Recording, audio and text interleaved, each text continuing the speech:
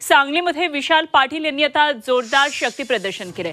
विशाल पाटील यांच्या रॅलीमध्ये मोठा जनसमूह लोटल्याचं दिसतंय। मवियातला सांगलीचा वाद आता चांगला चिघळलाय। 19 तारखेला 3 वाजेपर्यंत काँग्रेसकडून उमेदवारी मिळेल अशी अपेक्षा विशाल पाटील यांनी व्यक्त केली आहे। विशाल पाटलांनी अपक्ष अर्ज भरल्यास चंद्रहार पाटील यांची डोकेदुखी मात्र वाढण्याची शक्यता आहे। ज्या बैठका होऊ लागल्या, मी ठरवलं यावेळी कुणाच्या वादात जायचं नाही। कोणीतरी काल बोललं जुना वाद अजून आहे।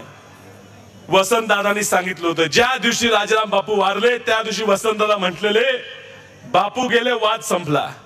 आमच्या दृष्टीने ज्या दिवशी राजाराम बापू वारले त्या दिवशी वाद संपलेला आहे। तुमच्या मनात अजून वाद असेल तो तुम्ही संपावा।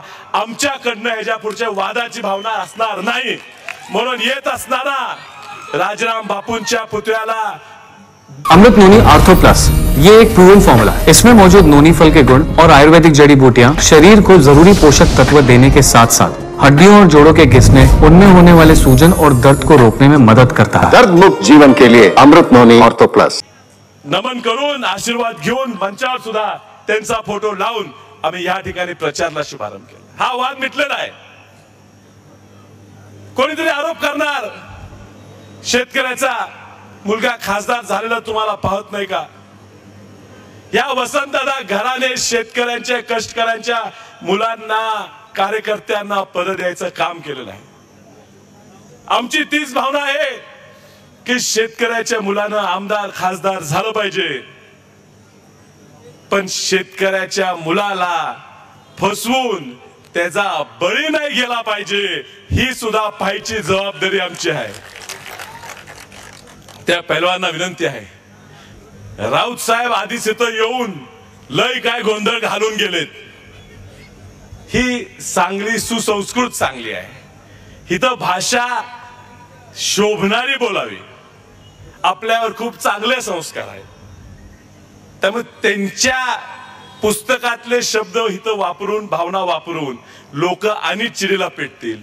त्यामुळे आता राजकारण जर करायचंच असेल तर ते आता सगळ्यांनी संयमाने करायचं, भाषा सांभाळून करायची। मी परवाही सांगितलं ज्या शिवसेनेला आवाज वसंतदादांनी दिला, मराठी माणसाचा आवाज म्हणून तो तिथं घडवला, तो आवाज त्याच वसंतदादांच्या विरोधात वापरला जातोय हे दुर्दैव आहे।